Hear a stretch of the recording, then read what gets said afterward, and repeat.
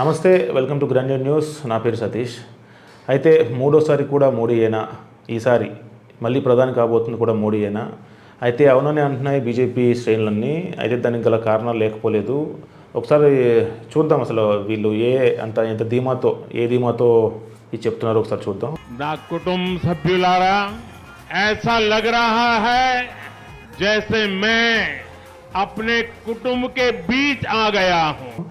Last time వీళ్ళు సంపాదించిన MP oats వచ్చేసి ఎంపీ సీట్లు గెలిచిన సీట్లు వచ్చి 290. అయితే ఎన్డీఏతో వాళ్ళు అలయన్స్లో ఉన్నారు కాబట్టి మొత్తం మీద వచ్చేసి 329 ఎంపీ సీట్లతో గెలిచారు. అయితే టోటల్ ఎంపీ సీట్స్ వచ్చేసి 543. అయితే వీళ్ళకి మ్యాజిక్ ఫిగర్ వచ్చేసి 272 సీట్స్ రావాలి. అంటే 272 ఎంపీ సీట్లు వస్తే గవర్నమెంట్ ఫామ్ చేయొచ్చు. అయితే దీనికి గల కారణాలు చాలా ఉన్నాయి. అయితే మోడీ గవర్నమెంట్ ప్రతిసారి చెప్తుంది ఏంటంటే ఈసారి కూడా మేమే గవర్నమెంట్ ఫామ్ చేస్తాం ముచ్చటగా మూడోసారి అని. అయితే ఏ గవర్నమెంట్ అయినా సరే చూసుకుందాం మనం, అంటే చూసినా లాస్ట్ కాంగ్రెస్ మనకి 10 సంవత్సరాలు చేసింది, 2004 నుండి 2009 కూడా. అయితే ఈ 2 సార్లు చేసినప్పటికీ జనాల్లో చాలామందికి ఏంటంటే ఒక బోర్ ఫీలింగ్ అనేది కలుగుతుంది ఖచ్చితంగా. ఎందుకంటే ఈ గవర్నమెంట్ ఈ 10 సంవత్సరాలు చూసాం కదా, నెక్స్ట్ గవర్నమెంట్ చూద్దాం అన్న దాంట్లో ఉంటారు. అలాగే ఇక్కడ మోడీకి జరుగుతుందా, 10 సంవత్సరాలు మోడీని చూసాం, కాంగ్రెస్కి ఒకసారి అవకాశం ఇద్దామా మళ్ళీ అనే దాంట్లో జనాలు ఉన్నారా లేదా అనేది ఒకసారి చూద్దాం.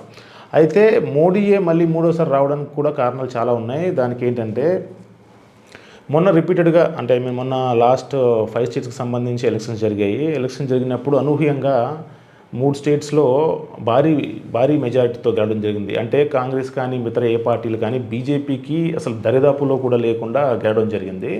అయితే అంతకుముందు జరిగిన కర్ణాటక ఎలక్షన్స్ చూసినప్పటికీ కర్ణాటక ఎలక్షన్స్లో ఏం జరిగిందంటే బీజేపీ ఓడిపోవడం వల్ల ఇంకా బీజేపీ పని అయిపోయింది, సెంట్రల్లో కూడా ఈసారి కాంగ్రెస్ రాబోతుంది అన్నది మాత్రం జనాల్లోకి చాలా వెళ్ళింది. దానికి అనూహ్యంగా మొన్న జరిగిన 5 స్టేట్స్ ఎలక్షన్స్ మాత్రం తారుమారయ్యాయి, బీజేపీని తారాస్థాయిలో నిలబెట్టాయి. దానికి కూడా కారణాలు లేకపోలేదు, చాలా ఉన్నాయి. అయితే ఈ 10 సంవత్సరాల్లో మోడీ ఇమేజ్కి సంబంధించి ఎక్కడా చెక్కు చెదరలేదు. ఏ గవర్నమెంట్ అయినా 10 సంవత్సరాలు చేస్తే వాళ్ళకి కొంచెం బోర్ ఫీలింగ్ కలిగి జనాల్లో కొంత ఇమేజ్ అనేది డౌన్ అవుతుంది. బట్ మోడీ ఇమేజ్ అనేది ఎక్కడ డౌన్ అవ్వలేదు, ఎక్కడ కూడా తగ్గలేదు అయింది.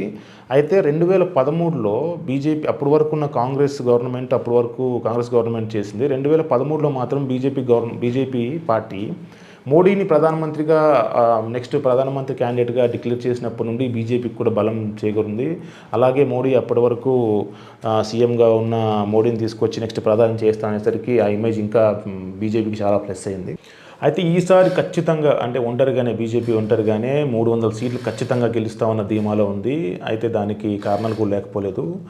ఈసారి most popular leaders in the వరల్డ్లో 76% ఒక మోడీ గారికి వచ్చింది. అంటే వరల్డ్లో అమెరికాలో కానీ చైనాలో కానీ అంటే రష్యాలో కానీ పెద్ద నాయకులు ఉన్నారు, వాళ్ళకు కూడా లేనంత మెజారిటీ పీపుల్ 76% పాపులారిటీ మన మోడీ గారికి వచ్చింది.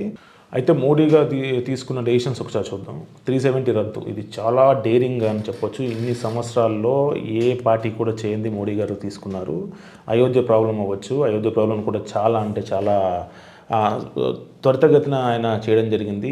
ఈ జనవరి నుండి రామ మందిరం కూడా కట్టడం స్టార్ట్ చేస్తామన్నారు. అది కనుక స్టార్ట్ అవుతే ఇంకా బీజేపీకి తిరగలేదని చెప్పొచ్చు.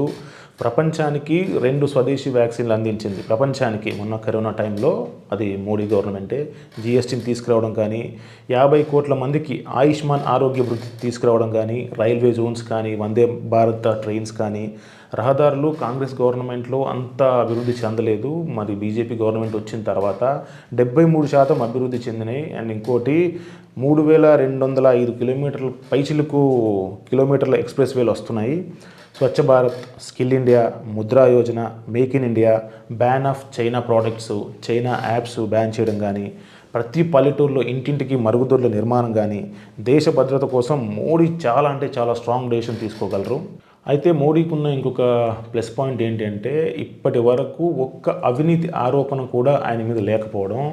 అలాగే ఆయనకు ధీటుగా అపోజిషన్ అనేది లేదు. మనం చూస్తున్నాం కాంగ్రెస్లో చాలామంది ప్రయత్నిస్తున్నారు, అటు లెఫ్ట్ పార్టీస్ అవ్వచ్చు, చాలామంది ప్రయత్నిస్తున్నారు. కానీ ఆయనకు సంబంధించి ఆయనని దాటి వెళ్ళే నాయకుడు అనేవాడు లేడు. 73% మొత్తం వరల్డ్లోనే ఆయనకి 73% పాపులారిటీలో నెంబర్ 1 ప్లేస్లో ఉన్నారు అంటే వరల్డ్ లీడర్స్లోనే ఇంకా చెప్పుకోవచ్చు ఆయన ఎంత పెద్ద నాయకుడు అనేది. ఇవే కాదు, అయితే మొన్న 5 స్టేట్స్కి సంబంధించి ఎలక్షన్స్ జరిగాయి కదా, జరిగిన తర్వాత కూడా ఎగ్జిట్ పోల్స్ కానీ సర్వేలు కానీ ప్రతిదీ కూడా ఏం చెప్పాయంటే బీజేపీ గవర్నమెంట్ ఓడిపోబోతుంది, ఒక రాష్ట్రంలో మాత్రమే అధికారం చేజిక్కించుకుంటుందని చెప్పాయని. కానీ ఏ సర్వేలు ఎలా ఉన్నా కూడా వీటన్నిటిని తిప్పికొడుతూ మొన్న జరిగిన 5 రాష్ట్రాల్లో సర్వేలకు అతీతంగా మోడీ గవర్నమెంట్ చాలా భారీ విజయం సాధించుకుంది. ఇవన్నీ చూసుకుంటే ఈసారి కూడా ఖచ్చితంగా బీజేపీ గవర్నమెంట్ ఫామ్ చేయబోతుంది.